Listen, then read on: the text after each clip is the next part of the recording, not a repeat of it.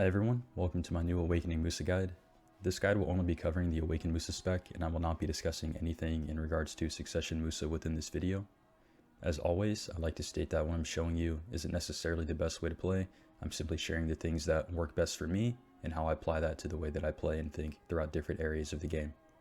I have been playing Musa for over 6 years at what is basically the highest level in the game. I've been top fragging both alongside and against the best guilds in the North American Siege and Nodewars scene. And I've won several different tournaments, both official and unofficial class tournaments and group tournaments in the past. And I was the rank 1 Musa and rank 3 overall during the AOS preseason before I took a break from the game last year and returned this year. So with that being said, I'd like to think that I have a lot of experience that I can base the things that I'm about to show you off of. And my guides in the past have always been promoted by the official Musa Discord and veteran players across all servers. So you can find my guides and references to different things within the Musa Discord. I highly recommend for both new players and veterans alike to join that Discord if you're looking to learn more about the class or share information about the class of the game in general. There's a lot of helpful people in there and resources as well that in a lot of ways can help you better than I may be able to. So I will put links to all of that in the description below, and I hope you all find this guide to be useful. So let's start off with talking about the skill tree. With recent updates, it is a lot easier to fully spec out the main and the Awakening kit now. And they also gave us a passive which we can invest our spare skill points into for some additional weight here at the bottom. But let's start at the top here for the main kit. So starting with Slice, this is our auto attack and pre-awake. Deep Slice is something you don't need to worry about taking. Divider is a heal, but is a skill that I choose to lock. It's not very useful. Backstep Slash used to be a situational skill you could use, kind of just for a quick little stiff or a slow and pre-awake. However, it's not really useful anymore since we have a fully protected version in Awake on 1 step back, which is super armor at 50% movement speed slow. And due to a recent input change, you can accidentally use this out of things like Pyrostorm now from Awakening, so I choose to lock in it and I don't use it anymore. Blind Thrust is a pre-awake catch that we used to use a lot on the older spec of the Musa. However, I find myself not really using this much nowadays as we have a lot safer and longer range options to use on the kit. Still can be used as a crit buff and pre-awake and situationally versus some classes in 1v1 if you want to pull it out. However, I don't find myself using it that much as I stated before. Nemesis Slash is another heal that can be used after Blind Thrust. However, I choose to lock it. Blind Slash is a really fast pre-awake float that can be used at a few different skills, as well as a standstill, and that's going to be SE. I will show some use cases for that later on in the video. Whirlwind Cut is a skill that you want to lock. Locking this allows us to transition from the pre-awake state into the awakening state. So if I do A or D plus L and B, I'm going to Crosscut, and now I'm in the awakening stance. Whirlwind Cut Cyclone is just something you can lock here. Carver is going to be another really fast pre-awake catch. It's going to look like this. I will show some uses for that later on. It's going to be another really fast float you can use to surprise people. However, like I said, I don't use the pre-awake kit too much nowadays, especially in large-scale PvP. Gale is something that was a core damage skill in the 1v1 combos on the old Musa kit. However, I almost never use this anymore. It's the same as everything else. We just have better options to use. Dragon Bite is our only protected CC in pre-awake still. That's going to be SLMB, a forward guard poke, which is going to be a stun. Still useful if you're in the pre-awake kit. It's probably going to be one of the things you use most. The flows for it, you're going to lock all of these. They are completely useless. Rising Storm, this is a 20 DP buff is what most people use it for, including myself. However, it can be used as a pre-awake CC if you need it. I use Shift Q as the input. It has another input as well. Rising Storm Blaze, this is the flow for it, which is holding LMB after it. I have this locked. Cyclone Slash is a long range CC, which can be hotbarred. To get the long range portion out of it, you need to actually lock onto a target. So you need to get this red reticle that I'm getting when I aim at these. And you're going to use it from your hotbar like this. It's going to throw the CC out and this will float the target. Okay, now taking a look at the arrows here, we have a couple different arrows in the kit. However, to use all these arrows, we have to have a arrow in the quiver. So to use that, we're going to input stub arrow, which is going to be Shift R and B. It's going to fire a shot that's going to CC, as well as giving us 2 arrows that we can use. Now, Evasive Shot is a standalone skill, which was recently changed to become an iframe into super armor. So this is going to be a on-demand iframe which you can use, and it's not going to consume one of these arrows if I input this. Like I just did there, it's going to be iframe into super armor, and I still have 2 arrows left to use. So we can then use these arrows in different ways, such as for a charge stub arrow, which is Shift R and B. So I can charge this up and then release it, and that's going to be a knockback CC. And you can also use Arrow Grapple, which is a skill I use quite a lot. It has a lot of different things you can use it out of, such as Flame Rush, formerly known as Fiery Angel, the kicks, and stub arrows. It's going to be a spacebar input. So I'm going to be able to shoot an arrow and then press spacebar like this, and that's going to fly me forward and also produce a stun CC if I hit the target. And you can mouse move that into different directions and do different things with it, such as with kicks and moving backwards like that, or arrows and moving another direction. There's a lot of tricky and cool movement things you can do with it. However, it is unsafe, so always keep that in mind when using that skill. Blooming. This is something that I choose to not take the absolute of. If you take Blooming Phantom or the absolute, you're going to have a pretty long animation skill that's going to be a stun, and it doesn't really have much use case in the kit. So if I'm ever using Blooming, I'm locking this and just using the base version. If I use it out of chase like this, it's going to be a really fast stun CC like that, which I can chase out of. However, like I said, I don't really choose to use this much nowadays, as we have better things to use in the kit. Mountain Divide. This is our Magnus skill that we got with an update, Shift F. This is a really strong skill, something that I use a lot, and something that got even better with the addition of the forward guard protection on one of our Rabams skills here, which is Storm Slash. So I'm going to show a lot of different combos and things you can do with that skill later on in this video. Here's where we're going to start getting into passives in a bit. We have Musa Spirit, which is Shift E. This is going to give us resource back if I use this. Our resource is WP, this yellow bar at the bottom below my HP. A skill you'll use a lot if you need resource. Retaliation Stance here. This is our Q block. I choose to lock both of these. This is by holding Q. You can keep bringing it up faster and moving different directions with it if you hold L and B like this. If I let go of L and B, you'll see I have a longer stance where I'll be sitting in the direction that I chose to use it at. If you unlock this, you're going to do a counterattack like this. I just choose to keep it locked so I never get caught in situations where I am doing that counterattack, where I actually just want to be blocking and be able to move quickly afterwards. So you can be CC'd sometimes in different situations if you have this unlocked, so I choose to lock it. Decapitation as well, same thing, I just choose to lock it. It's an unsafe attack that comes out of the counter. Chase, this is our movement skill. This is our R&B. This is an iframe in PvE, and it is always an iframe in PvE whether or not it's on cooldown, and that's going to be for pre-wake and awakening. So as long as I'm chasing like this, even though it shows the super armor state like this, I'm actually in an iframe versus all PvE monsters, as well as the Black Shrine bosses. So anything in PvE that's related to fighting monsters in any situation, that's going to be an iframe where you're not going to take any damage or be hit. All of the kicks here, I choose to lock all of these except Roundhouse Kick, which is the knockdown kick, forward F. Tiger Blade, this is a movement skill. This has to be quick slotted. I have it on quick slot here. This has a lot of different situations you can use it. The most common ones are running away from targets if you have a lot of people chasing you, or you're really low HP. If you need to, regroup with your friends or your teammates in Nodewars Siege, or if you don't have your horse with you on hand that you can't get onto, you can Tiger Blade and you can try to get back into position quickly with this. However, on the Awakening spec, we still don't have a way to cancel out of this efficiently, so you're kind of stuck in this if you use it. Forward roll, this is something you want to lock so that you never input it and roll and then die. Passives here, Sword Training. This is our AP and our Evasion passive. We have an Evasion passive of 10% that you get just by existing. It's supplied all the time. Force the Sword, this is 5% crit. Precise Martial Arts, this is a ignore, knockback, and stiffness resistance of 15%. Infinite Mastery here, this is HP and accuracy. Skilled Hunter is some extra monster damage. PvE passive here.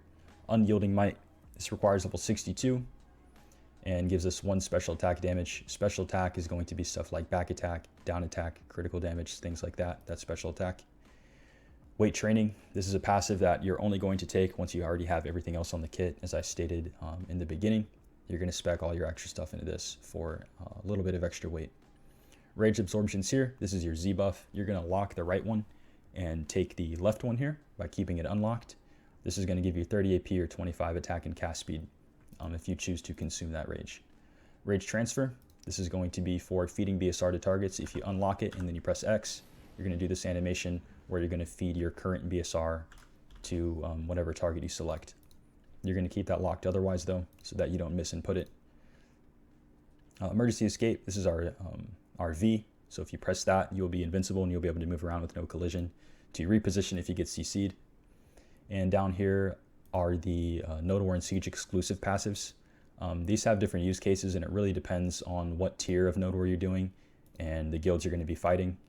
Most situations, I'm finding myself using the magic evasion rate, or I'm using the ranged evasion rate. Just due to people's comps, it's just heavy range comps with the guilds that I'm fighting on the North American scene. Okay, looking at the awake tree here, we're going to start at the top with Musa's Soul. This is our E buff. This is a very strong E buff. This got buffed with the rework. It's going to give us 50% all resistance, 30 AP, 15% melee accuracy, and 20% movement speed. This is a skill that I choose to put on my hotbar because if you do not, we had a new skill added over a year ago at this point now, which is Eradicate, which shares the E input with the W key as well, forward. So you could find yourself to misinput Eradicate in some situations, or you might just fat finger and click it and accidentally use your E buff. So I just choose to lock it and put it on my Quickslot for when I do want to use it. Musa's Resolve here is our Shift Q. This is a good skill in PvE and PvP. It's a very long range shout like this. It's going to hit all these targets around me, and it's going to slightly pull them in on PvE, or give you aggro for targets to pull them in on PvE. And it's a good stun for PvP. You can stun multiple targets really fast and then reposition or use another skill. Elvia, Immovable Path. This is a skill that can only be used in PvE if you have an Elvia weapon. Crescent Blade here. This is just our auto attack, similar to Slice here. Counter Assassination Q. This is a skill that was reworked, which I don't find myself using almost ever nowadays. It was previously used before to cancel a lot of skills to make them quicker, such as Fiery Crevice, which is now known as Searing Slam. This still does have a 25% attack speed and cast speed debuff on it, so you can use it with stuff like Crosscut Q to CC somebody. And I'll show the cancels for that later on. I just want to give a brief explanation about it right now, but still has some use cases, but I don't use it that much nowadays. Twister. This is a skill that's spammable and does actually really good damage for PvE when it's used off of its cooldown. So something you're going to use and throw into a lot of PvE combos whenever you can is Twister. Spinner. This is now our critical rate buff in Awakening stance. So similar to Blind Thrust and Pre-Awake, which gives us 30% crit. Spinner is going to give us 30% crit, and there's a lot of different ways that we can get that crit buff, which I'll show you later on in the video. Dash Slash is probably the strongest skill we have in the kit, and one of the best ones we have.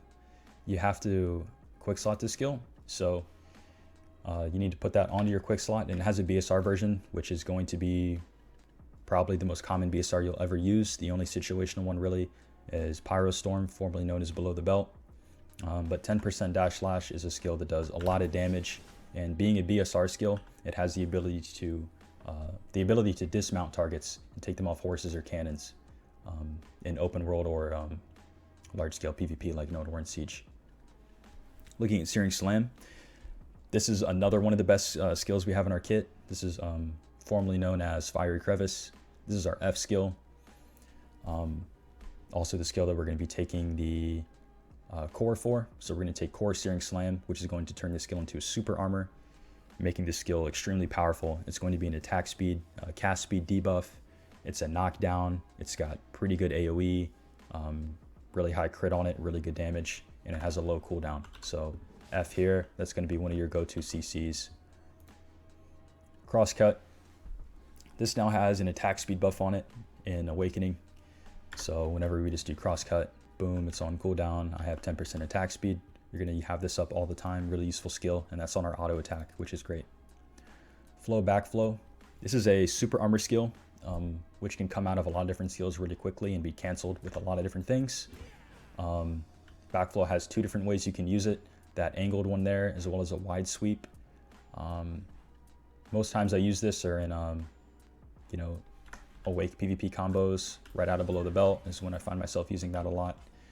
You can use it also to linger a safe state so that you can bait people or wait for skills to be back up.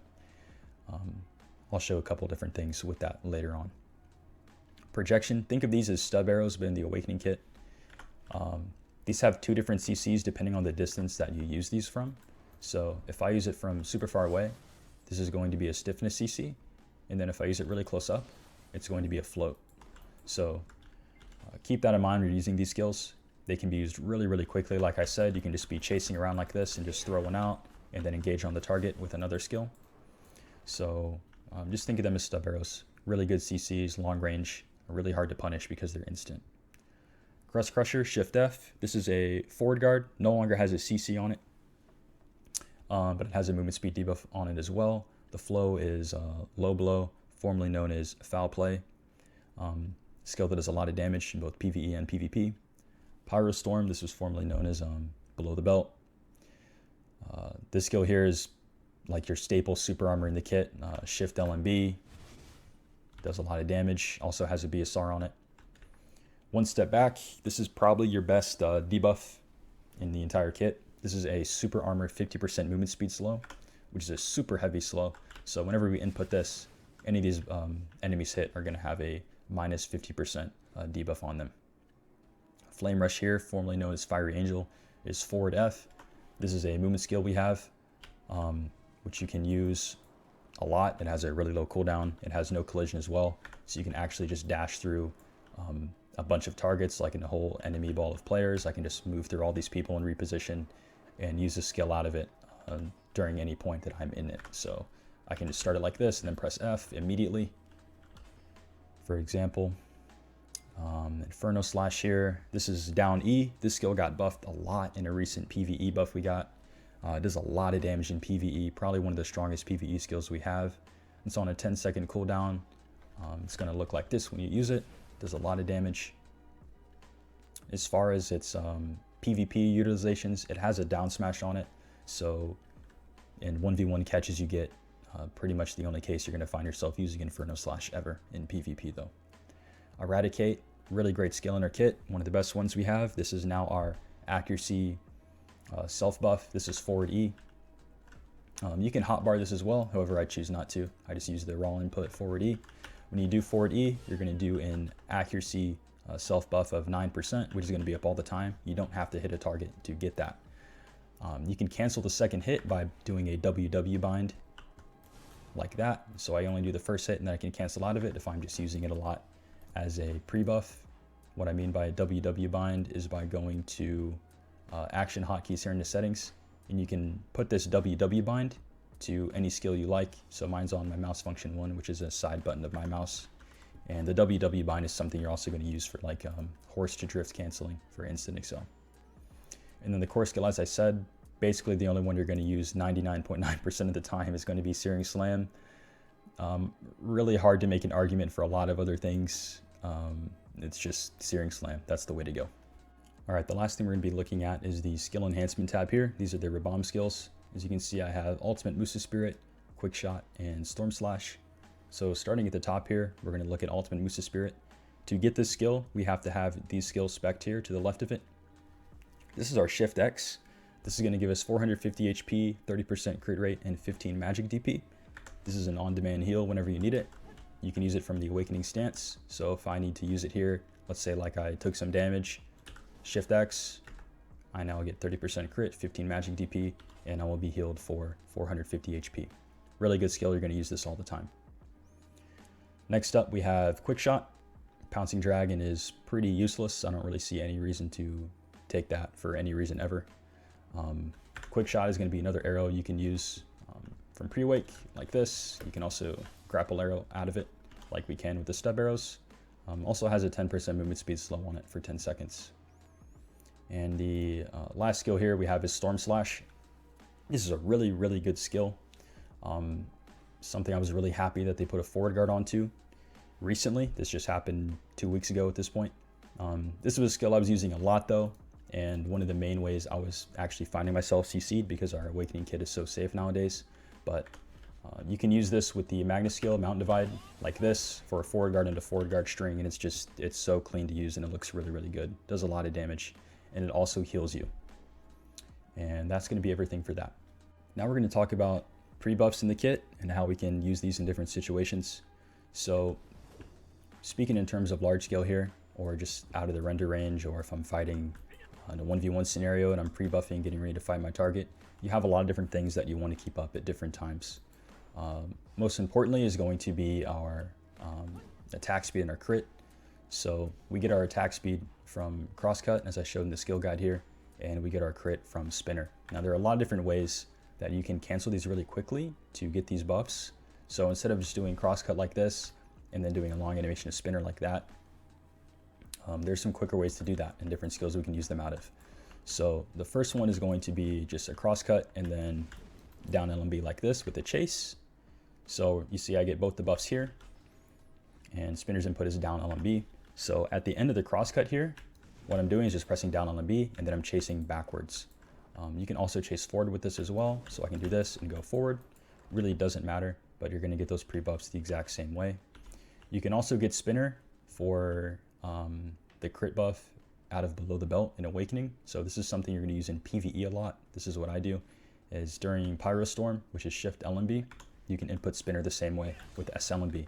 And you're gonna do this forward little poke, which you can then just immediately cancel with other skills like Backflow or Twister, whatever you choose.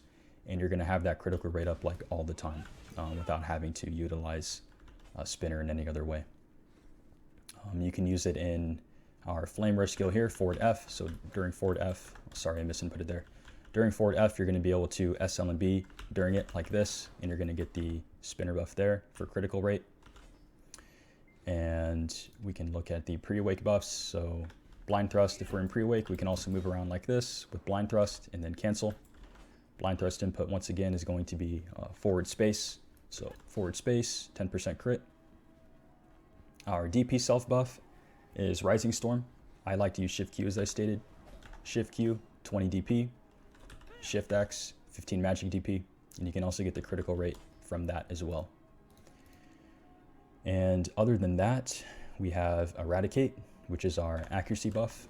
So forward E is going to give me the 9% AC without having to hit anything. As I stated before, when you do the WW bind, you're going to be able to cancel the second hit and keep moving really quickly like that. Once you bind that and you do the chase cancel. And if I'm going to show you an example of how I'm going to buff to like attack a main ball, usually I'll start in pre-awake by going into it with like Shift X or just C swapping. And we're going to Shift X, and then I will Shift Q. And then since we have Whirlwind Cut locked, I can go into Awake like this, and then I can do the Spinner like that for the crit. And then I can Eradicate buff, and then I can go and engage my target. So full speed, I'll show you what that looks like once my Shift X comes off cooldown here. So we're gonna Shift X, Shift Q, do this, boom. I now have every buff in my kit, and I can now go and engage a target. I'm gonna have all this up for like, I don't know, like 7 to 10 seconds, where I'm gonna have all my buffs up and be doing a lot of damage and be quite a bit tankier. Okay, talking about skill add-ons here. We're gonna start off with my T3 capped add-ons. I put together all my add-ons for all of the different areas of the game that I have a different setup for. So you can go ahead and just screenshot this or copy it exactly, or make changes depending on different skills or different buffs you want up. You really can't go too wrong with skill add-ons since most skills can have all the exact same things, but you do want to keep in mind how long those add-ons actually last and the cooldown of the skill you're using. So try to put things that make sense due to the combos you're using or the areas you're grinding in, so that you have good uptime and you're getting good usage out of the bonus stats you're getting from them. So for T3 cap Nodewar, I have Crust Crusher here with attack speed crit, Pyrostorm with accuracy crit, Dash Slash with minus DP, 7% attack speed, One Step Back with a bleed and a movement speed buff. I have Searing Slam with 20% crit and 7% self attack speed on it. And then Backflow I overload with my down attack and my crit damage, and you're going to see I do the same thing with Backflow on all of my PvP add-ons. Looking next at Cap Siege and T2 Nodewar. So Cap Siege and T2 Nodewars actually have slightly lower caps than T3, so I opt out of the minus 15 DP since a greater majority of players are going to be way over the DP cap. A lot of people in T3, especially those on Evasion, don't have a lot of the underlying DR to actually reach the cap, or they're just maybe slightly below or slightly above, and so you can actually get a lot out of having a minus DP add-on for T3. For T2, however, that's usually not the case. Add-ons here are a little bit different. We have Crust Crusher, 10% attack speed, 5% crit, Pyrostorm, 4 accuracy, minus 4% evasion. Backflow, I have overloaded again with 2 special attacks, down attack and crit. Dash Slash, I have 20% crit, 7% attack speed. Searing Slam, 20 crit, 7% attack speed. Both of those are the same because depending on the situation, you choose different openers. So if I'm opening with Dash Slash or Searing Slam, I want to make sure that my follow-ups are attacking faster and hitting harder with the crit rate. And then with One Step Back, we have Bleed and 7% movement speed self. For Uncapped, this is entirely dependent on your current gear, whether it be DR or Evasion, and how you're playing. This is just what I use with my gear right now. I'm around, I think, 705 gear score or something, so this is what I tend to use in Uncapped Nodewars and Open World. So we have Crust Crusher with 10% attack speed, 15 human damage, Pyrostorm, 4% all evasion, 15 DP. That's one of my most common trade skills on Musa's Pyrostorm. So whenever I use that, I'm going to be a lot tankier. I'm going to be able to keep that up. Dash Slash, we have the minus 15 DP and attack speed. Searing Slam, we have minus DP, 20% crit. One Step Back, we have a self movement speed buff and 3% down attack. And then Backflow, I have accuracy and 3% crit. So 1v1 and Uncapped Evasion, this is once again with my gear and entirely dependent on if you are Evasion or DR. Looks pretty similar to what I have above here. We have 15 DP, all evasion on Pyrostorm. Crust Crusher is the same with the human damage and the attack speed. Dash Slash and Searing Slam. We have 15 DP and 7% attack speed on Dash Slash and minus 15 DP, 20% crit rate on Searing Slam. One Step Back, I have a debuff this time. For 1v1s, pretty much the only area of the game I'm ever going to run debuffs. I don't use debuffs in large scale at all. The only debuffs I use are like bleeds. And Eradicate is going to have minus 4 evasion and 4% ac, so that in a lot of those 1v1 scenarios, I'm going to be using like Eradicate in the actual combo. And I'll be doing a lot of damage if they actually are evasion. Put together an add-on sheet for Uncapped DR as well. On some other accounts I used to play, where I was running around with like a hard cap DR kit, this is what I was using. I was using 10% attack speed, 15 human damage on Crust Crusher. I was using plus 4 accuracy, minus 4 evasion rate on Pyrostorm. I was using minus 15 DP, 7% self attack speed on Dash Slash, 20% crit, minus 15 DP on Searing Slam.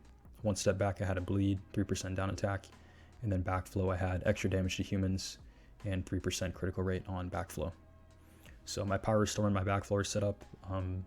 I always use those together. If I'm using Pyrostorm, I'm using Backflow right after. So all of my skills I'm going to be using after that are going to have extra human damage and more crit rate on them. And the usual skills I'll use after that are going to be Searing Slam and One Step Back. And One Step Back having the down attack, the immediate follow-ups to that is usually like Crust Crusher into Low Blow, which is down attack damage if the target's on the ground, or Storm Slash and Mountain Divider, which is the same case. Okay, for PvE, due to the addition of all the Lightstones and artifacts in the game, the skill add-on additional preset slots, and everything of that nature, there's a lot of min-maxing and customizations you can do with your PvE. This is just what I use at Hex, but once again, it's dependent on the gear that I have. For people that have a lot more gear than me, running like a bunch more extra monster damage at a place where there might be like some sort of a soft cap or a hard cap may not be as good. Once again, it's just depending on the spot you're at. Some spots running more movement speed with like a Calc Elixir or a movement speed add-on is more beneficial. Really just depends on where you're at. So I just included one example here for my Hex PvE. This is what I have linked in my Discord and on my stream and what I use at Hex still. A lot of people will probably opt into changing the critical damage on Crust Crusher to back attack damage. That's something that my friend Nazu does, but he's a lot better PvE player than I am. Most of the time when I am PvEing, I'm doing it on stream, and so I'm not as focused, or I'm starting and stopping all the time, so having the back attack there and not utilizing it as efficiently as I could be is probably worse off than me just running 5% crit, where all my skills are just going to benefit from that no matter where I'm positioned. So just keep those things in mind, the kind of player you are, where you're at, and build your add-ons accordingly to what's going to work for you.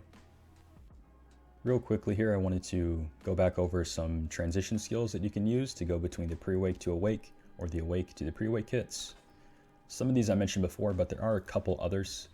So let's say, for example, I am in Awakening and I want a couple different ways to go to pre-awake.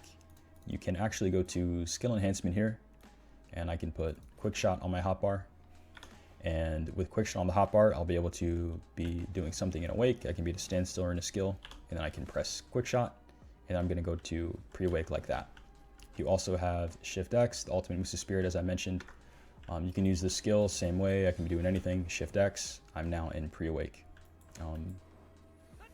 I personally do not use Quickshot to transition. If I'm ever going to transition to pre-awake, I'm going to use the Shift X Rabam, or I'm simply just going to C-swap, like I showed you all before. But there may be some situations where you don't want to C-swap and throw up a forward guard frame, or you may not have a lot of stamina to move around, so you don't want to keep blowing chase and find yourself walking.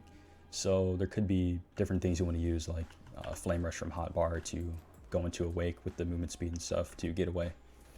A lot of different options you have.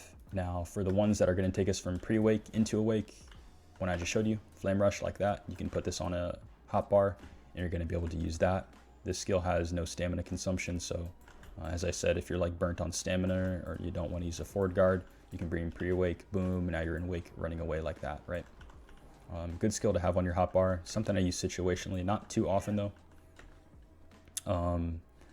Dash Slash is a KD that we can use off of hotbar. So if I'm in pre-awake and I get a catch, let's say like I get like a Dragon Bite catch and I want to combo this guy in awake, I can immediately just press that off of my hotbar, and I'm going to use that skill and I'm going to go into my awakening stance. And that should wrap up basically all of the transitions I'm going to use. You can go into awakening with projection as well. Something I don't use too often anymore, but you can use this off your hotbar as well, or your Quickslot, and you can go into awakening like that, as well as with one step back, which I can put on the hotbar here too. I can be in pre-awake, I can do one step back, and I can go into awakening. That's when I don't use it all though, but I don't know if anyone uses that, but it is an option. There are a lot of different skills you can put on your hotbar. Doesn't necessarily mean that it's worth your time to do so though. Forward guards, we have a couple different skills that apply forward guards, but one of the most common things you're going to use is the stance swaps. So if we press C when we are in pre-awakening, we're going to go into awakening, and if we do C from awakening, we're going to go into pre-awakening. However, you're not going to want to stance swap at a standstill like I just showed you. What you're going to want to be doing is moving in a direction, usually with chase or with like a sidewalk input really quickly. And you can do this to the side like A plus C, or I can do it forward. I can do W plus C, and I can do it backwards, S plus C. It's going to look like that. I'll put my on-screen keyboard on so you all can see this as well. It may be useful to some people. I'll put this on here. Okay. So once again, we want to be moving when we use a C swap. As you can see, as I'm walking back here too, we get a forward guard state called S blocking, where I'm going to be blocking in front of me as I'm walking backwards. And these states also linger as well. So what I mean by linger is when you use them in certain ways, such as forward C, you see I'm going to stay in that blocking state without doing anything else, going from pre-awake and awakening. So if I'm in awakening, I can go back with SC, and I'm going to throw my block forward like this, and it's going to linger a bit until the blade reaches my hands. So if I do that again, from awakening, we have it like that. The awakening, the animation where it stops is where the crescent blade like comes to my knee level, like this, as you can see here, where my weapon is like at my knee. And that's what it's going to look like for the super armor states that I'm going to show you afterwards. So we have S block here. If I'm in awake, I can SC, and I'll go in pre-awake at the front. If I go back to awake, I can WC, and I'll go forward guard like that as well. And once again, your forward guard state is going to go away when you bring this little blade to your hands in the front. So forward guard, boom, when I bring it down to the middle of my waist there, it's going to go away. Pre-wake into awakening, once again, SC, it's going to look like that. Once the blade comes to my knee, it's going to go away. And the same if I do this forward. Once that blade comes to my knee, my forward guard state is going to go away. All right, so let's talk about the lingering super armor states. So we have Crosscut, Backflow, and Pyrostorm. These are 3 skills that we can linger the super armor on. And what I mean by lingering, once again, is where the defense state we're in is going to remain during the end of the animation. So for Crosscut, when I do the full Crosscut, I'm in super armor this entire time until my crescent blade comes to my knee. So what's neat about Musa is that your animation for your awakening C-swap lingers for forward guard are going to be exactly the same as your super armor state linger. So you can get used to that animation a lot quicker. Pyrostorm, same thing. If I use the skill, the whole animation is going to linger the same way until the blade returns to my knee there, as well as Backflow. In either direction I use it, we get the same super armor lingering state until we get to the knee. So as I was stating, different situations you can use this in. So let's say I have some enemy players up here in front of me, like on this ping, and I'm out of the way, but I want to be safe, but I don't want to keep just blowing stamina or S blocking, for example, right? Let's say I kind of want to bait people to come into me, or be at a standstill, so I'm waiting for cooldowns or resource regeneration and stuff. So I can sit here and crosscut. Let's say one comes into me, I can hit him with F, and I can chase backwards, right? Same thing out of below the belt.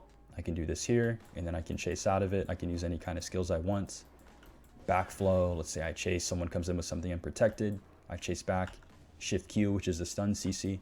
There's endless things you can do from lingering super armor states, and you can chain them together. So we can crosscut, and then I can below the belt, right? And then I can go into Backflow, and you're going to be able to go between your super armors. So we have a lot of super armors in the kit, which you can utilize to just stay in an almost permanent super armor state.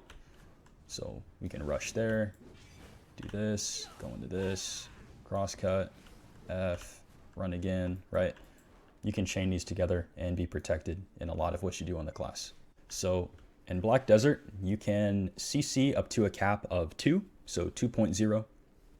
A lot of people refer it to because you can actually go over it as well if this last CC you do in the chain was used before 2. So it sounds a little complicated, but I'll try to clear it up.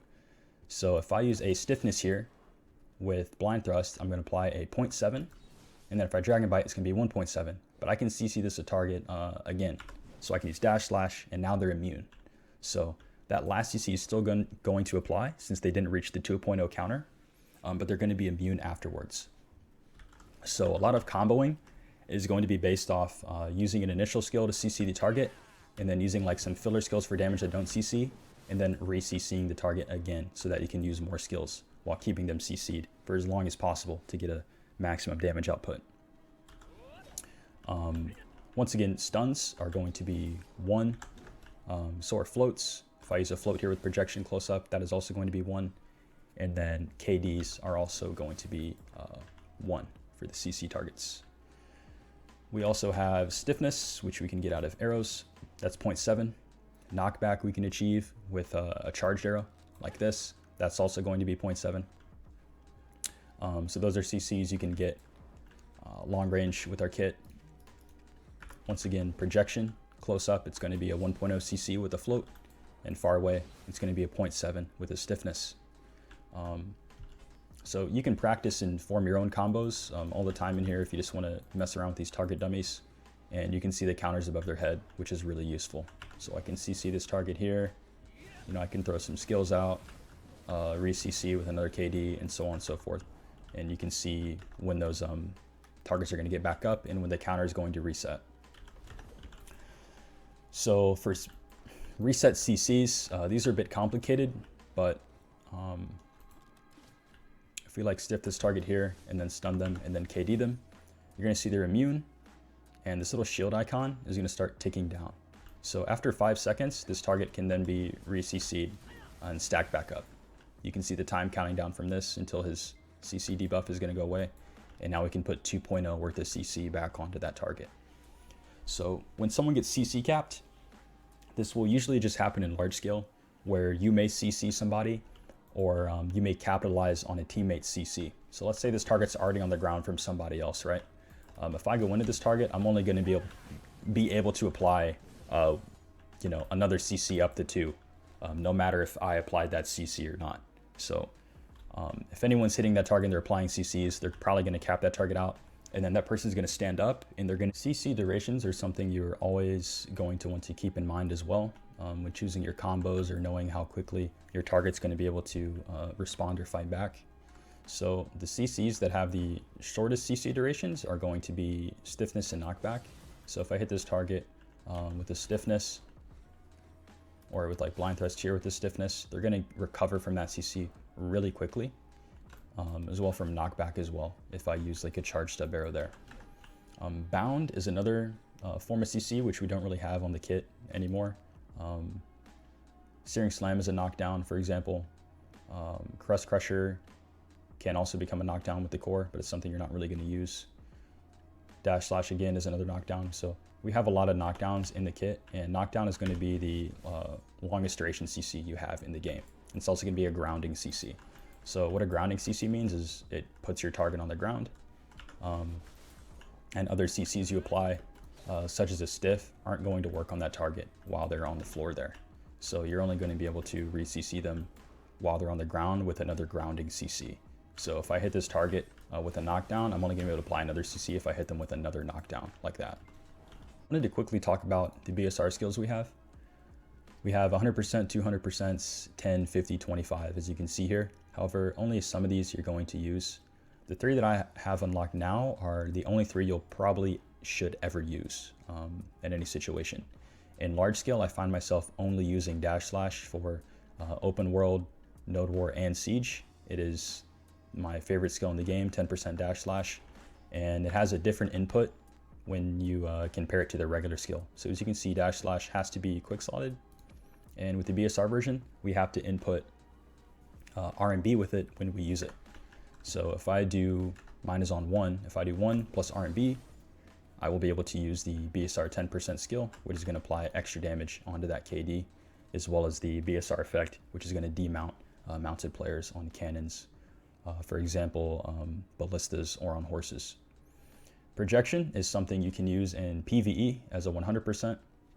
When you use the skill, you'll see on the left side here under the Black Spirit Projection 3 that you're going to get 30 AP and 25 attack speed, which is exactly the same buff that our Rage Absorption gives us here. So 30 AP, 25 attack speed for 60 seconds, and you're also going to get a massive damage burst out of using the 100. So pretty much just use this in PvE whenever you have it up. You're going to be able to blow a pack of monsters up really, really fast, and then also get that innate Z buff consume without having to stand still and use it. So really good thing to use in PvE. I keep it locked when I'm in PvP though. The Crust Crusher 200% is terrible. You'll never use that. 200% BSR skills share a 30-minute cooldown. So if you were to get fed BSR and use this, and you use it, you're going to be on a 30-minute cooldown from being able to use that BSR again. Flame Rush 25, something I never use, along with the pre-awake ones, Dragon Bite, Rising Storm. Pyrostorm is another situational one here. This is going to take off the PvE only bound and make it a PvP bound. Once again, you're going to have to do the regular input with R&B, as you can see on the left on the Black Spirit Pyrostorm 3 to use that skill. Something that's situational, I don't find myself using it that much because it just uses so much BSR, which is 50%. I can use a lot more 10% dash slashes, or for big dives or big plays I want to do, I'll just consume my rage like this before going in. A lot of the gameplay nowadays in Nodewars and Siege is going to be played pretty much exclusively with our Awakening kit and the tools that we have within it. So some of the long range CCs we can use on targets are projection. We can use these from really far away. As you can see, I can hit this target from all the way over here with projection, or with this flow double down here, formerly known as extra credit. So we can use these as super long CCs, and we can then quickly engage back onto that target to re-CC them. As I mentioned before, these are long-range stiffnesses, so the CC is going to end really quickly. So if I CC this guy from here, I can Flame Rush into F, and then I can knock down him, and then I can knock down again with Dash Slash, for example. That is a way that you can catch people long range, something that I use a lot. You're going to use these skills all the time, just throwing these out. Once again, you want to keep distance with these, and you also want to be aware of what the opponent is doing so that you don't get CC'd. It is unsafe. However, it's like a very quick CC. It's going to be really hard to punish, but with a lot of people around you, it's a lot easier to get CC'd if there's a lot of people throwing skills. So just always be mindful when you're using something that's unprotected. Some of the up close CCs we have are going to be Dash Slash and Searing Slam. So Dash Slash, both the regular version, just off Quickslot like that, is going to knock down the target, and the BSR is going to knock them down as well. However, the BSR version is probably going to be one of the #1 skills you're going to use in the kit. You're going to want to use this as much as you possibly can. It is unsafe, and with that being said, you're going to want to use it at the beginning of your combos. So what I mean by that is when I'm initially looking to catch somebody, let's say this is a target that has his back turned to me. If I see this guy, like from maybe over here, I'm going to chase up to this guy, and I'm going to BSR 10 this guy so that I can use my my one unsafe skill right at the start, so that I have basically no chance of being CC'd throughout my combo and can choose to disengage whenever I would like to. So for Dash Slash 10%, it's going to be a skill that does a ton of damage, but it's really hard to incorporate into any combos if it's not used initially. Because if I'm in large-scale PvP or 1vx scenarios where there's a lot of people around me, I'm not going to be able to just start throwing super armors and then go into something unsafe and then continue, with a safe combo. It's pretty unlikely you're going to be able to get away with using the skill like that. Searing Slam, you're going to use exactly the same way as an initial KD pick on targets. So we can use this a lot of different ways. As I said before, we can use Flame Rush into F, and that's going to be a knockdown.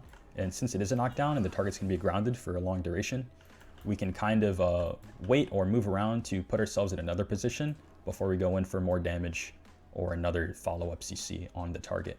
But with both of these being on a really low cooldown, I believe 6 seconds with Dash Slash, or 5 seconds actually, and then you have 6 seconds on Searing Slam, you're going to be able to throw these out all the time.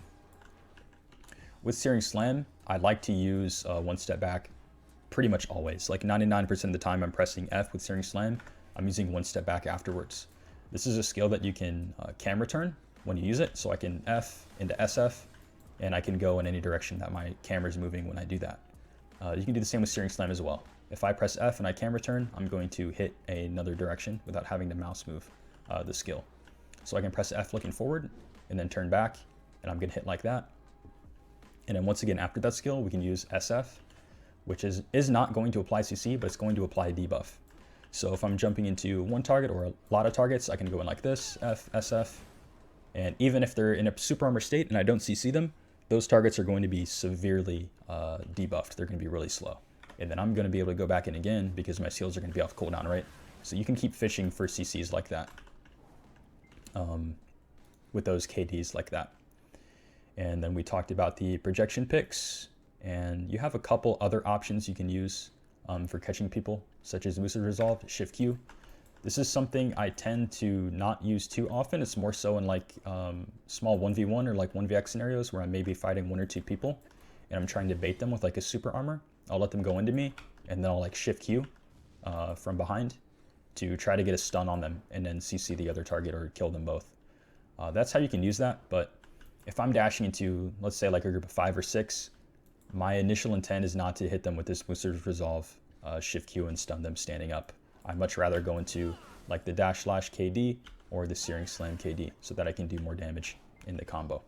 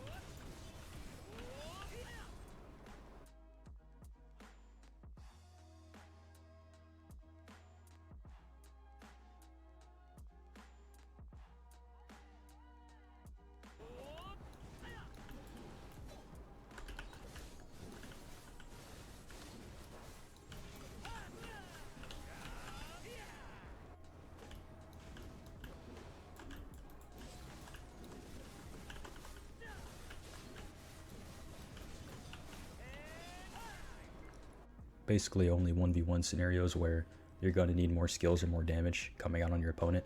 So you're probably going to try to throw in some down smashes into your string to get some extra damage on them during the combo. So a down smash can only be used on a grounded target, and it's going to slightly like launch them off the ground again when they're already laying down, and it's going to apply a bound CC, which is a 1.0 CC. And depending on when you use down smashes, if you use them early in your combo, they can actually mess up your combos because it's going to take away your KD, and it's also going to CC immune cap your target. Once again, these have 30% chance to trigger, and there's a couple different skills we have in the kit that can apply down smashes. So the Storm Slash into Mountain Divide combo has a chance to down smash at the end.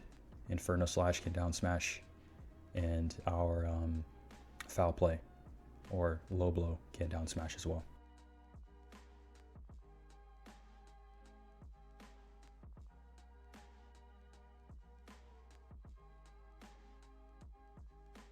This combo here is my go-to large scale engage combo that I'm going to use the vast majority of the time when I'm doing anything 1vx, open world, Nodewars, or Siege.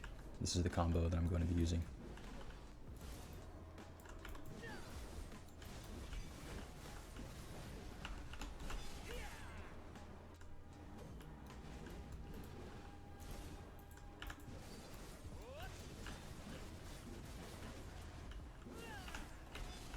Another combo that looks very similar to that one that I use a lot is going to look like this.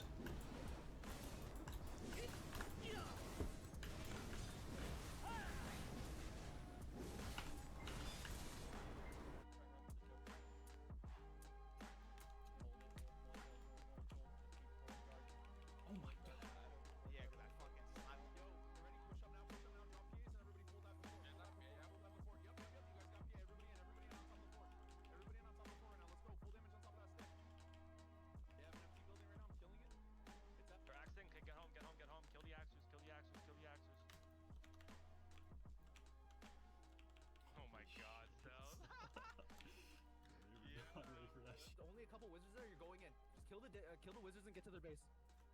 I'm just gonna int the flag. I'm dropping the flag. I 100% on the rock. And scouts to the east side of our base.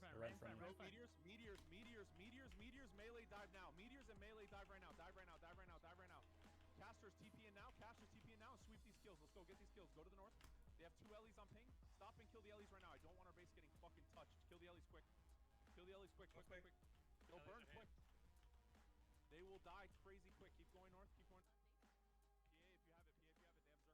PA if you have it. They have Zerkers ulting. Burn the stick. Burn this fucking stick. Burn the stick.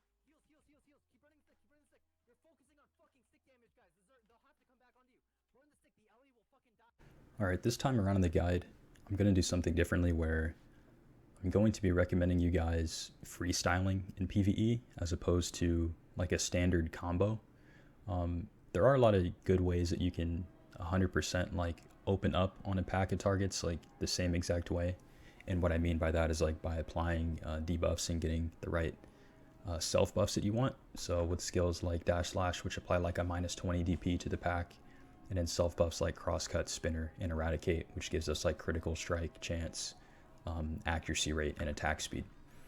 Now you can have good uptime like in the sense of getting all the buffs you need up and applying the debuffs, but using like a static string of skills like a 8 to 10 skill combo in a lot of spots in the game now is not going to be reliable. You're going to find yourself using filler skills anyways, so you might as well get more in tune with freestyling to where you can manage your CDs better and just be more aware of what you have available on your kit at any given moment.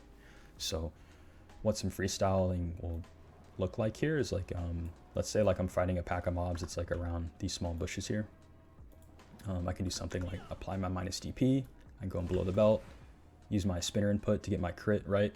I can attack speed buff here, and then I have everything up just about, like I have Eradicate. So what I want to do is keep all these skills up as I'm comboing. So like I'll start off with like this, then we can go into this. I'm just chaining all my skills. Here I'm using a lot of the skills I have. I'm gonna go into this. We're gonna Eradicate again. Can down smash here. Go back into this. Below the belt. Got this going here. Downsmash here. Eradicate. F, SF. We're gonna Crust Crusher into low blow. Crosscut. Backflow. We can chase. We can Storm Slash into Mountain Divide. FSF's back up, right? Below the belt, same thing. Go into this here. We can Eradicate into Inferno Slash again here. F, SF. So this is what it looks like. You're just chaining all your skills whenever they're off cooldown, and just being aware of those CCs while maintaining your self buffs and constantly applying debuffs to whatever target you're fighting. And a lot of the time you're going to see there may be downtime or down something up, so I may like just throw like a projection or something, which really isn't something you want to do, but something that's kind of like muscle memory for me. I just spam my entire kit on the class in PvE in a lot of places because you kind of have to. Our PvE is like good, but it's not great, so you really have to use a lot of your kit. But Twister and Crosscuts are going to be something you spam as a lot of filler while you're maybe like waiting a second or two, or just not knowing what you may have up. You may have to look at like your skill cooldowns on the side or something if you're not too familiar with what's up next. I wanted to give an example of what it's going to look like when you're trying to maintain your pre-buffs and debuffs on different packs of mobs when you're just in a PvE zone. So let's say, for example, at this zone, I just killed a pack of mobs right here, and the next pack is up here. I'm going to try to go a bit slower here just to describe what I'm doing, and so that you can take better note of it. So let's say I'm moving from this pack, and I want to get my spinner through Flame Rush, because I might as well while I'm on the way. So I'm going to Flame Rush. I'm doing my spinner input, which is SL and B along the way, and then once I get to the pack, let's say I get my attack speed first, then I apply my minus DP, then I do Eradicate, and then I use a couple more skills to finish off the pack, right? And then we can move to the next pack. Let's say it's right here. I could start off with the 20 DP there. We can go into Eradicate, combo. I start the next pack off with below the belt into spinner, and then I could use more filler, kill this pack, right? Say I gotta move again far, get my crit with that. Like this, minus 20 DP over here, Eradicate, below the belt, spinner. Just keeping all of your buffs up, and your add-ons as well, which are going to be dependent on the place you're at, once again, but that's kind of what it's going to look like. In a lot of spots where you're moving like pack to pack really fast, like Centaurs or something, or Kratuga, you're really going to slow yourself down if you're trying to commit to using a combo that's the same every single time, because you're just not going to have it up. Depending on your gear, I mean, you might have a lot of gear, a really optimal setup to where you're killing a pack of mobs in just like 3 or 4 skills, right? And you're not going to have that same combo string up when you get to the next pack. It's just not going to happen. So you're going to have to be able to use other skills, know what it's going to give you, and have setups that make sense and have good effective uptime of buffs. All right, so how can we have optimal setups for the different caps and tiers of Nodewars, Siege, Open World, whatever it may be? Now, if we press M, we will be able to hover the map here, and if we press the crossed swords here, Node War information, we're going to be able to hover the different nodes and regions within the game and see the stat limits. So Balanos is a cap siege area, which has the lowest stat limits currently. These change from time to time. And then Medaya territory is another one, which has a slightly higher stat limit. And then currently we have Calphion territory and Valencia territory, which have uncapped stats. So there's a lot of things you can do to have optimal setups to where you can drop some gear and you can run items such as these Chimera's earrings here, which give down attack damage, and different like artifact and lightstone setups, which give you like a percentile damage, like critical, or different setups which just give you a bunch of flat HP. Now, those are things you're going to have to min-max yourself depending on your gear. That's something you're going to be able to do in Garmoth.com, and then use buffs in game just to make sure that it reflects properly when you hover the stats. And then you can hover nodes too here, like Helm's Post, which is tier 2, and Canyon of Corruption, which is tier 3. So as you can see right here, for example, on this one, it has a damage reduction limit of 398, and my DR is actually under the cap. Anything you do that's going to make a change to your gear is going to be reflected on that. So if I put on these Evasion artifacts here, which gives me the Untouchable set, that's going to give me 15 DR. And that is going to be reflected over the cap when I look at it. So we were looking at the T3 cap, so 398, now I'm up to 386. And the pre-buffs that you have applied to you, like even your self buffs, as well as things like church buffs and giant droughts or elixirs, for example. These are all going to apply and show instantly as you have them up over the caps. So I'm at 386 here. If I go into pre-awake and press Shift Q, which gives me 20 DP, and I go back to M, and I go down to this T3 node once again, it's going to show me at 406.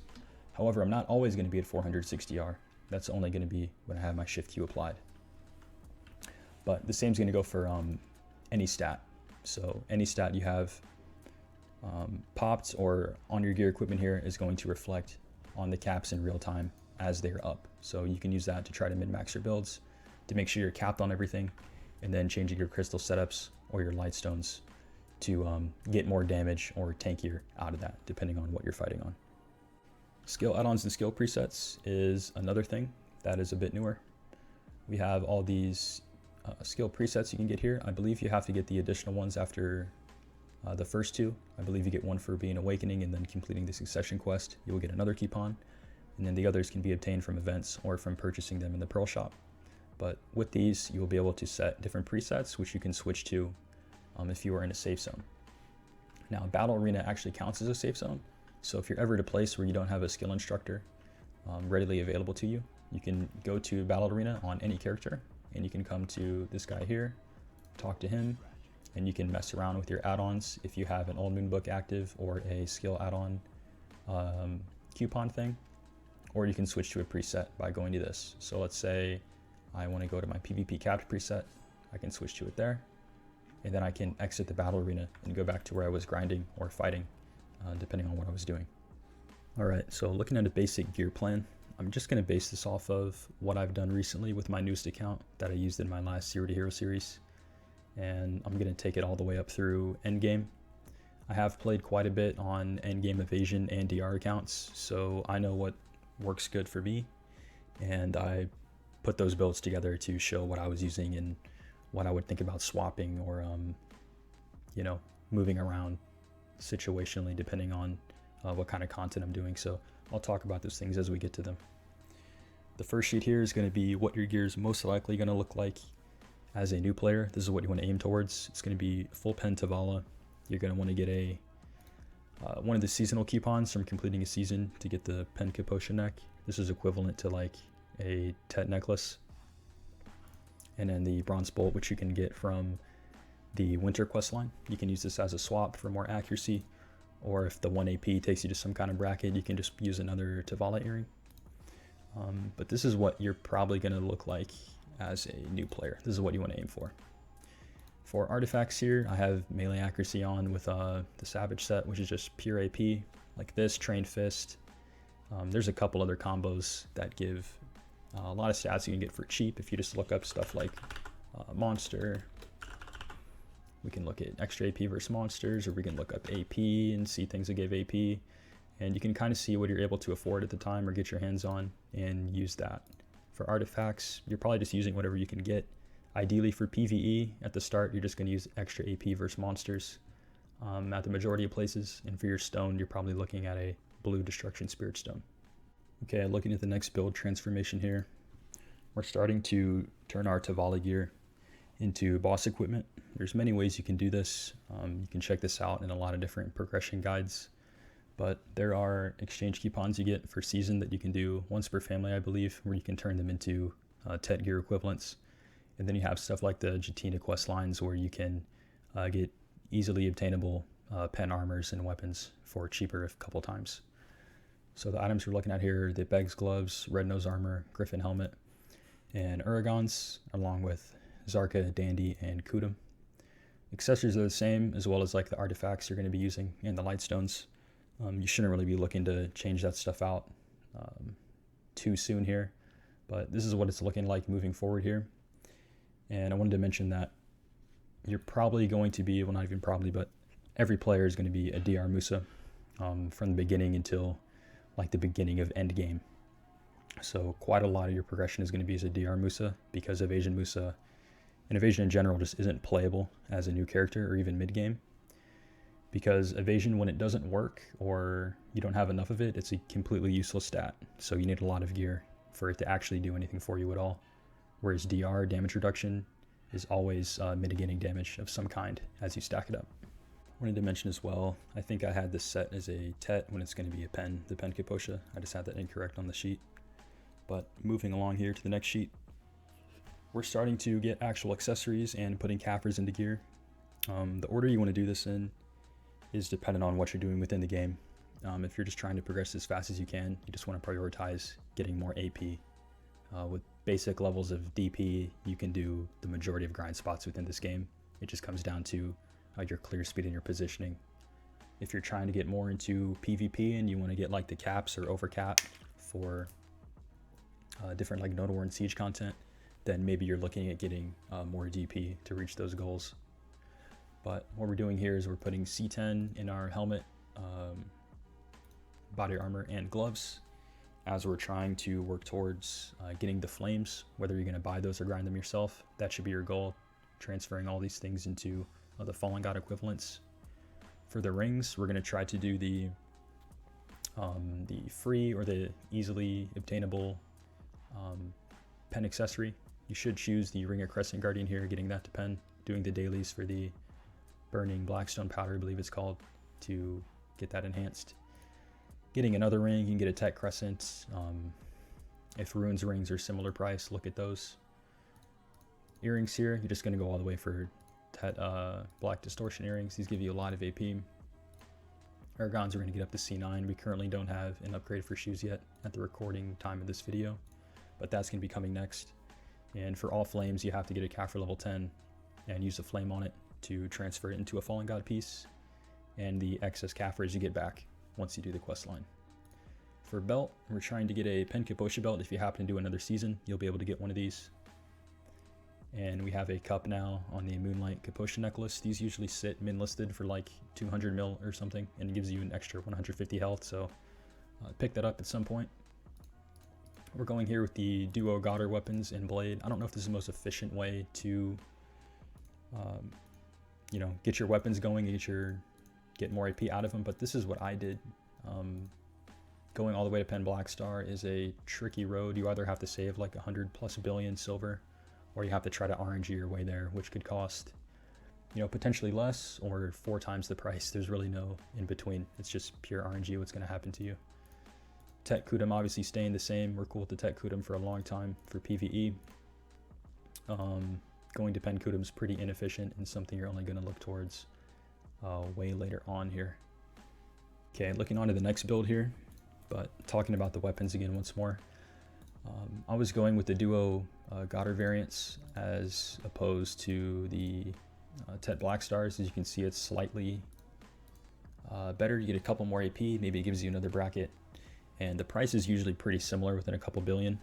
But going from duo to tri, I think is like 10 billion plus, but that's something we're doing in this phase of the gear. So we're getting a Vel's Heart here. Around this time, hopefully also you're putting orders on Garmoth's Heart. Right now in the game, it's still really hard to obtain Garmoth Hearts, and you're going to need 2 of them. I'm unsure if we're going to need more in the future, but you definitely want to get orders on a regular Garmoth and an inverted one if you can, because those can take literal months before you get them, and it's very hard to get from the actual boss themselves. As you can see, our accessories are glowing now too. We're putting some cups on these. For PvP, for capped and uncapped, I'm using the crit cups on all of my stuff. I used to use the HP cups, but I've just been speccing into damage and I like it, so I go yellow cups now on my rings. I go yellow cups on both rings I have here. You can get those now much more easily because we had an update that raised the price on them, so I think they just sit on the market now.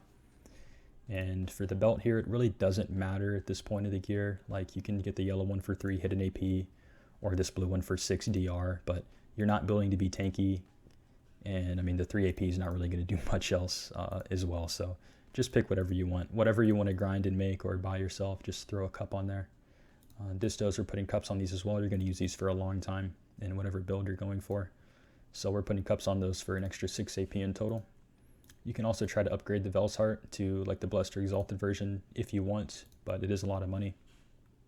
And as you can see, we're going from the Kaffir level 10 boss gears to duo on all the Fallen God pieces. So you're doing the little mini quest lines and getting the flames for those, and you're going to enhance those to duo and stop it there for a while. And then your gear is going to be looking pretty good from this point. once we do C13 on the Aragons as well. Okay, this is probably what your gear should be looking like by the time you're starting to decide if you want to swap over into an evasion build. You have all your armors to duo on the Fallen God pieces, and you have your Aragons at C20. You have your Garmoth hearts on both your offhand and your awakening weapon. You have a pen accessory or two. We have like the pen latents here. The Kaposh accessories are gone. We replaced it with a Tet Tungrad ring for the 315 bracket and a Tet Turo belt for some more accuracy. And we actually have some real Lightstone artifact setups. So even around build 4, I think I started including that, or it'd be build 5. Trying to get stronger Lightstones, so ordering like strikes or the back attack Lightstone so that you can get more effective and best in slot PvE and PvP setups for your Lightstone and artifacts. So here on the DR build, I'm using target openings with melee accuracy. That's something I used before a lot, but I continue to use in capped and uncapped on my Musa currently. But yeah, this is where you want to be when you start deciding if you want to go to a DR or evasion build.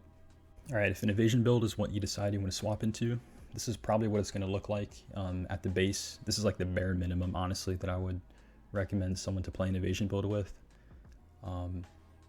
If you're going to use Kudum with the special attack stacking, you need to pair it with something else, whether that be a Pen Sissel build or a Pen Centaur build.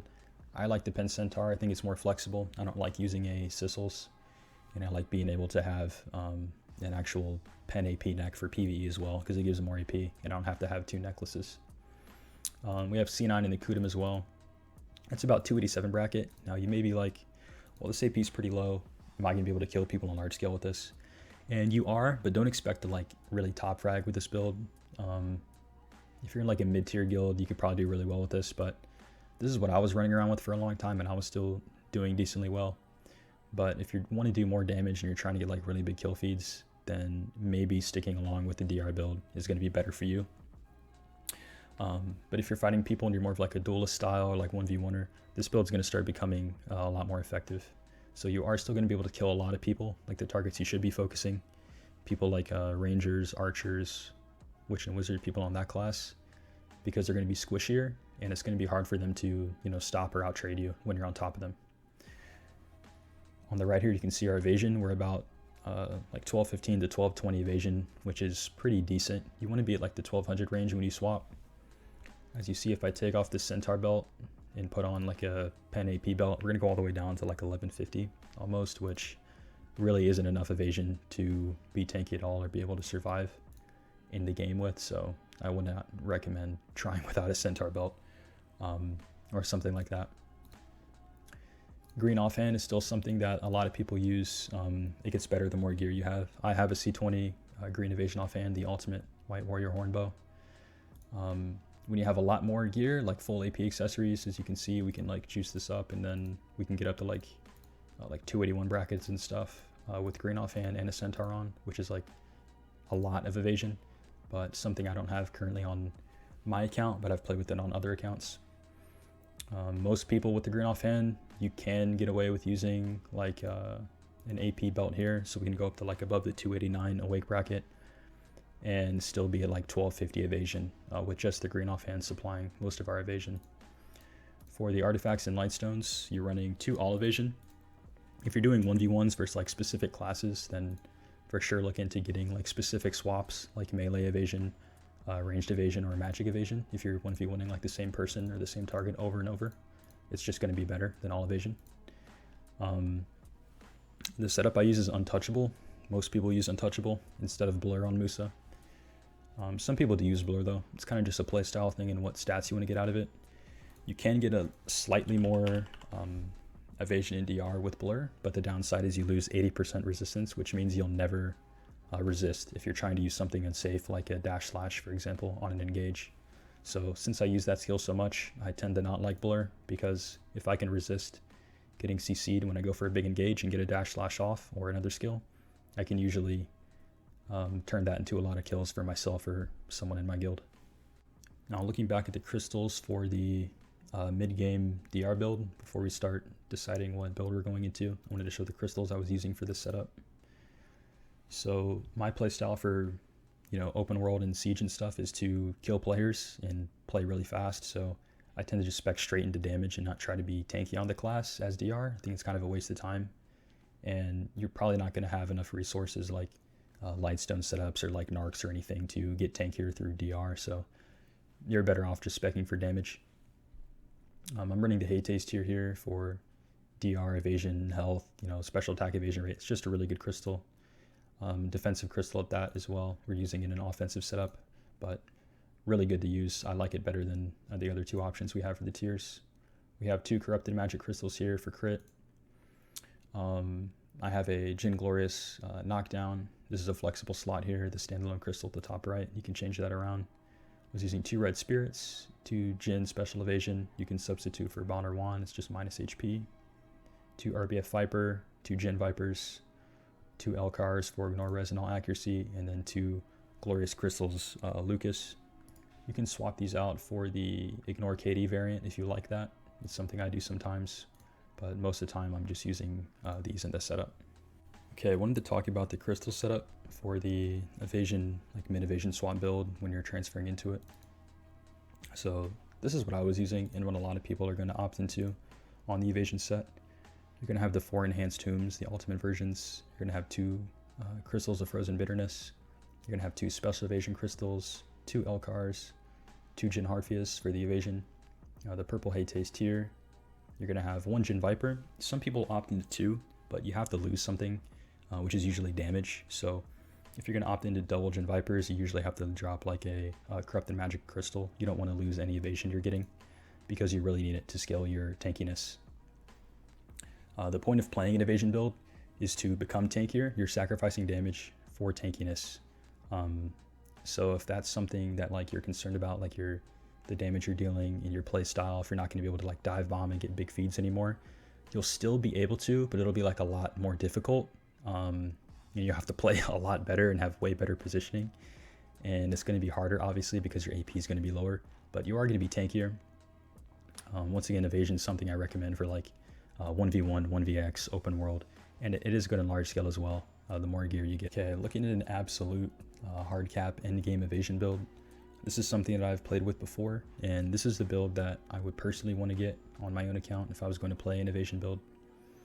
We have the Exalted Vels, we have Tets on all of the Fallen God pieces, you have 20 on Musk and Shoes, you have Pen Distortions, you have Pen Tungrad Ring, Pen Ominous Ring, Pen Debo Necklace, Pen Centaur Belt, and C20 Kudum, and then double Pen Weapons here. Crystals are set up the same. Consumables for this build, it's just going to be full elixir rotation, standard stuff with the Villa, Cron Meal. You could use a food rotation here as well, depending on what you're doing. We got the church buffs and then an evasion house buff. And that's putting us at almost 1250 evasion, but also giving us like 620 awakening AP and almost 950 accuracy on this build. One swap you can do to take this build to the next level, once again, is just putting on the evasion offhand. This is putting you to like 1320 with the centaurs on and a debo, and you still have a crazy amount of AP, really high accuracy, and 289 bracket. You're still going to be able to kill a lot of players in the game very easily while being a lot tankier. However, I think a lot more people you're going to start see opt into the Kudum builds with all the special attack evasion stacking and stuff that we have in the game now. You just get really tanky through special attack evasion. For an endgame DR build, this is what I was using on another account and what I would build towards if I was going to play is hard cap DR. We have the same thing as the evasion build. We have the Tet Fallen God pieces. We have the gloves on the DR spec, the blue ones. C20 Uragons. We have a Pen Dawn, a Pen Disto, Pen Ominous, and Pen Ruins with a Pen Lunar. C20 Nuver, and both the other weapons here, Pen with a Pen Turbo Belt and Exalted on the Vel's Heart once again. So we're at 318 Awakening AP. We have 670 Awakening AP on the right here, just about. We have almost 1050 AC, which is ridiculous. You're going to be able to kill basically anyone in the game with this build. I have clips of using this in my old Zero to Hero series videos, as well as my PvP clip montage. You can see different clips where I was running the spec, and I say in the description what account it was on, so you can see what clips it is when I was using this gear. But the damage you can do with this build is crazy. The downside of DR, why a lot of people don't like it, obviously, is because if you're not stacking DR and trying to be tanky, you can literally die to any player in the game. Like someone with like trial gear can kill me like standing up in like 4 or 5 skills with this gear, because I'm not building to be defensive. It's just an all-out attack kind of build. And the crystals here I have with this are these. We have the Hate, I have a Jin knockdown crystal. We have the Glorious Lucas here. Once again, you can swap these to the KD version if you like those. We have 2 red spirit crystals for AP human damage, 2 RBF Vipers, 2 Jin Vipers, 2 Elcars, and 2 special evasions. You could even drop Vipers in this build for more human damage if you wanted to, if you feel like the AC is overkill. But when you like buff this build up with 1050 flat AC with all your other buffs, you're going to be able to, when I say really kill anyone in the game, you can kill like basically anyone in the game, like even Shies you're going to kill really fast. The buffs for this DR build, it's just standard elixir rotation with a accuracy house buff. We have Villa and we have church buffs, exquisite cron, and just a spirit perfume. You can use like other perfumes like Perfume of Courage or Deep Seas if you have them, but that's just with a standard setup that I would use. For capped tier 3 and capped siege, I am using 2 different setups. This is the main one that I use. I use this the majority of the time, probably like 95% of the time. It's just HP stacking with a little bit of resistance. We have 2 Bond Kobe's, 2 Corrupted Magic Crystals, 2 Elcar, 2 Rebellious Spirit. I use the 2 Movement Speed Swiftness Crystal in every crystal build if it's not there in the previous ones. 2 Special Evasion, 4 Hooms, and yeah, the rest is just Resin HP.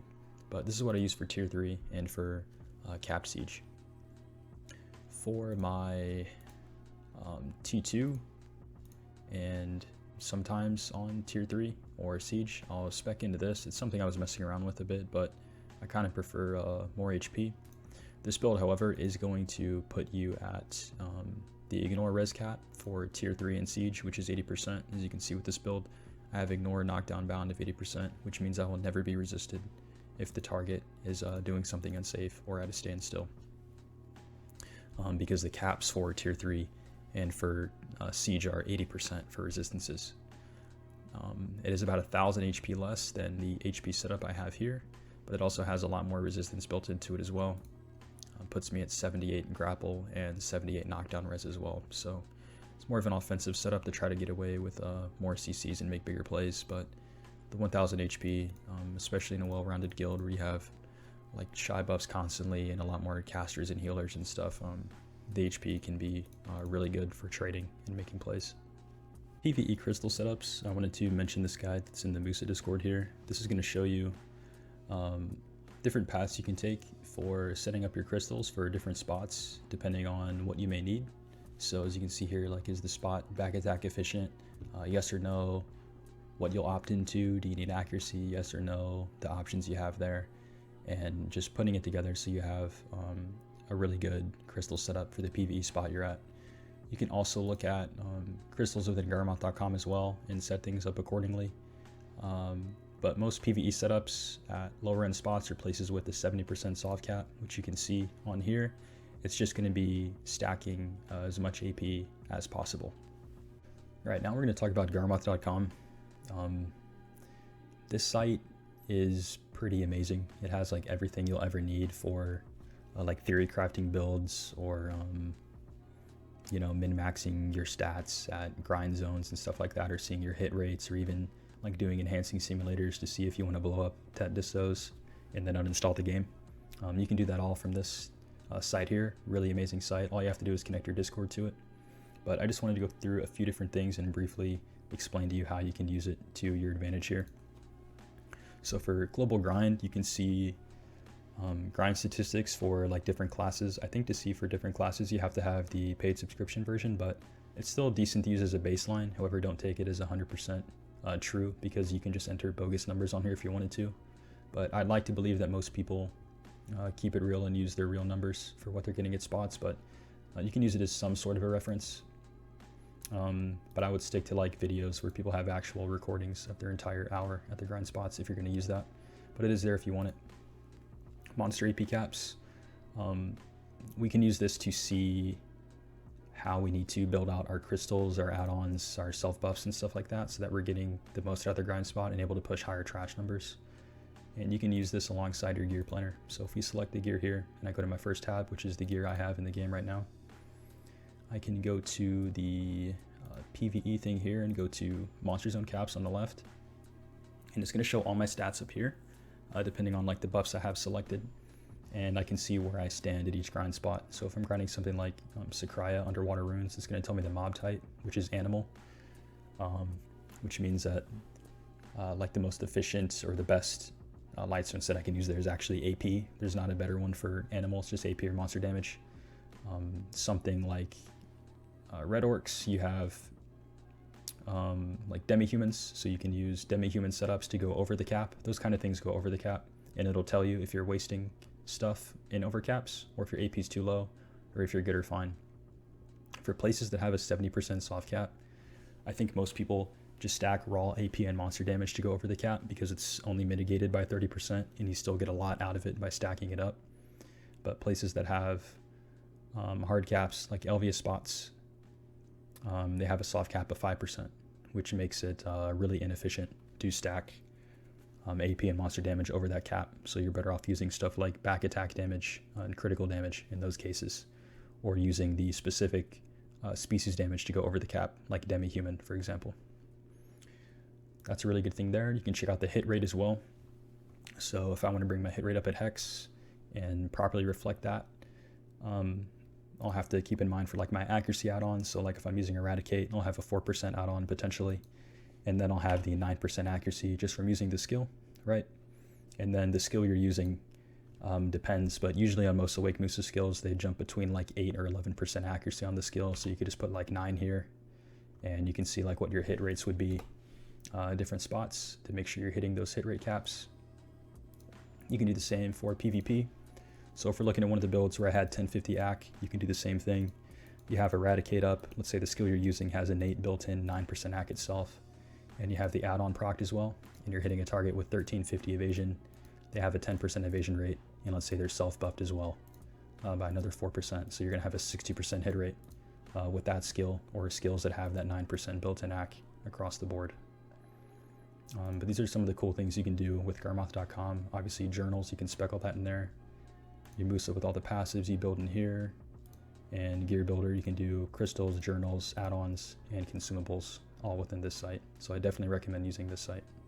Also wanted to mention this guide by my friend Unchiu, who's in the Awakening Musa Discord. This guy has a lot of knowledge. He's played the class for a long time, and he's put together this really great written Musa guide here that goes into tremendous detail on basically everything you'll ever need to know.